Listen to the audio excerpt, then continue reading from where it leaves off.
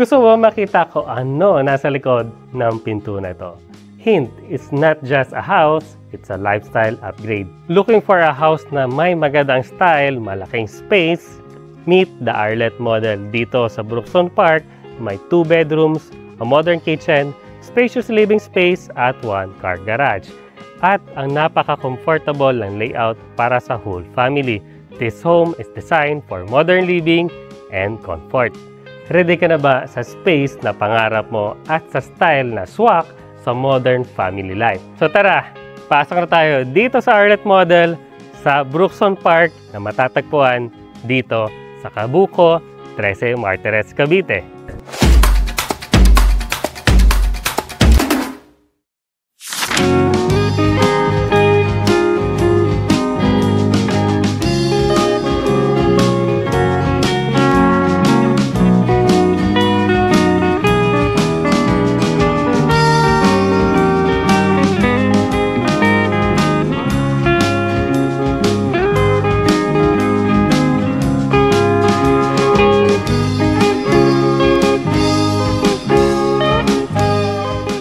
My name is Cesar Palembergo, a licensed real estate agent na based dito sa Cavite, and I'm here to unlock your dream home.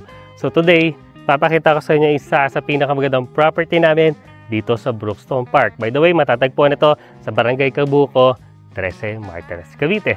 So ito nga po yung ating Arlet model na may lot area na 50 square meter at 41 square meter na floor area. Ang finish po nito, it's either semi-complete or bare finish. So meron kang choice kung anong gusto mong finish ng interior ng bahay. So, start na natin syempre sa napakagandang facade natin. Napakaganda, diba? Napaka-modern, contemporary nung design nila na itong pagka-design dito sa Arlet model. So, ano mapapansin nyo, diba? Ang laki ng space niya para sa parking ng kotse mo. So, kahit mapa-pick up yan, van, or sedan, kasyang-kasya yan dito sa space na to. By the way, hanggang dito siya, yan.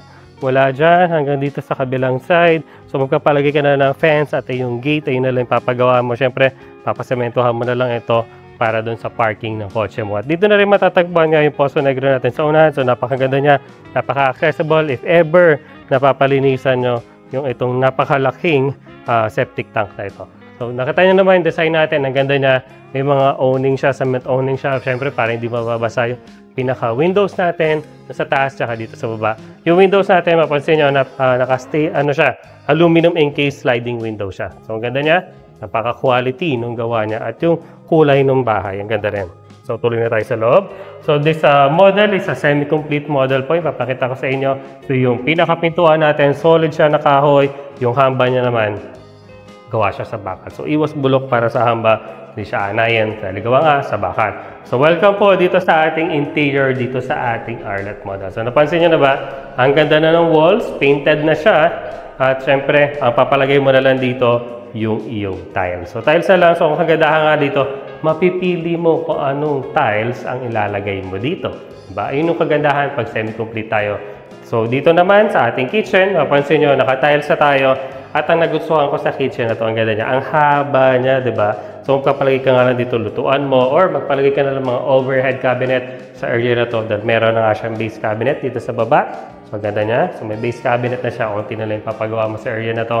At dito naman tayo sa kabilang side, for the living space. So, sa living space mo, yan, ang ganda niya, living space, pwede ka magpalagay dito sa area na to, yung TV area, pwede mo pa enclose to, for the storage area, palagay mo yung TV mo sa side na yan, as well as dito na syempre pinaka-living space mo yung sofa, as well as the dining table sa area na yan. So, diba ang ganda?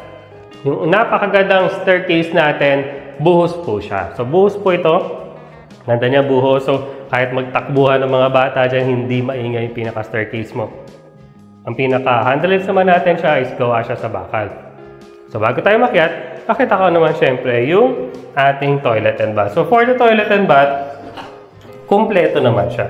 By the way po, kung bare unit naman yung kukunin mo, ganito rin po yung turnover ng toilet and bath.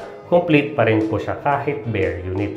So, pag ano po siya, bare unit, wala lang siyang paint, saka partition dito sa pinaka-dining space natin. So, ito nga po yun, balik na tayo dito sa ating toilet and bath. Naka-tiles po tayo, naka-ceramic tiles tayo, may shower head tayo, kompleto tayo ng accessories, toilet to water closet, as well as the lavatory. So, ganda niya, meron na siyang saksakan sa area na to. maganda. Tapos yung pinaka-pintuan niya is PVC or gawa siya sa plastic.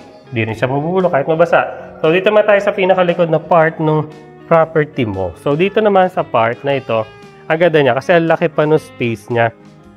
So hanggang dyan yung property, pwede mo pang pa-extend to kung gusto mong ayaw yung kitchen na nasa loob ng bahay, pwede mo siyang ilipat dito.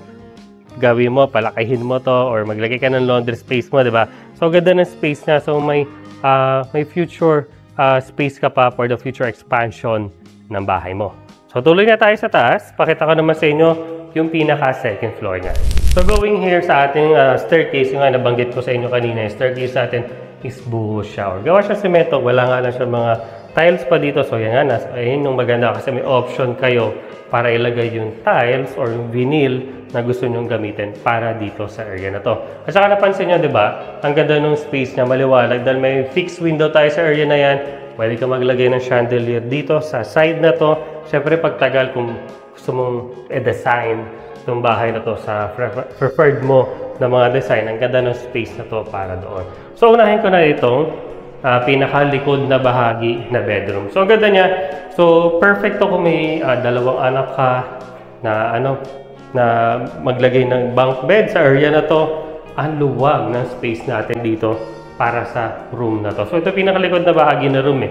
So, nabanggit ko, di ba, may space pa tayo sa likod. So, pwede mo pang palakihin itong area na to, di ba? Mapalaki mo pa siya. Naka-ready na pala, by the way, yung mga saksakan dito for the window type aircon. Kung maglalagay ka or split type aircon. Kabentahan natin dito, ganun din po. Naka-aluminum casement din tayo, sliding windows.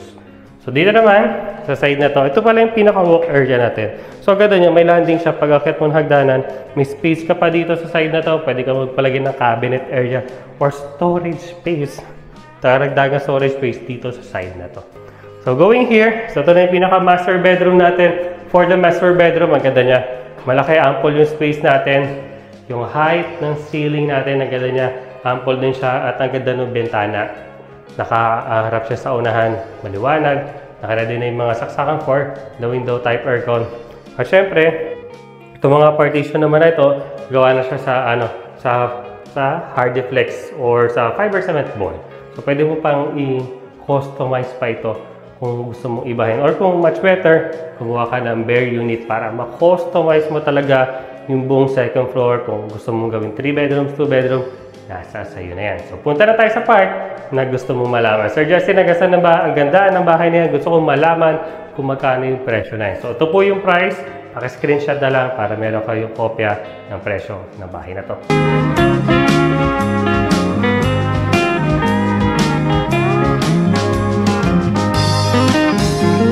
Yan, I hope nagustuhan mo yung mabilis na house tour natin dito sa Arlet Model dito sa Brookstone Park. Kung may question ka about this property, kindly contact us. At doon sa mga OFW at mga local employed, kung gusto nyo malaman ko ano yung mga requirements para ma-avail ito napakagandang bahay na to, kindly contact us. At kung may mga question kayo at nagustuhan nyo itong video na to, please leave a like, share this video, and subscribe to my channel. We're also on the social media. At salamat sa pag-view ng video na to. Thank you so much for watching and see you on the next one.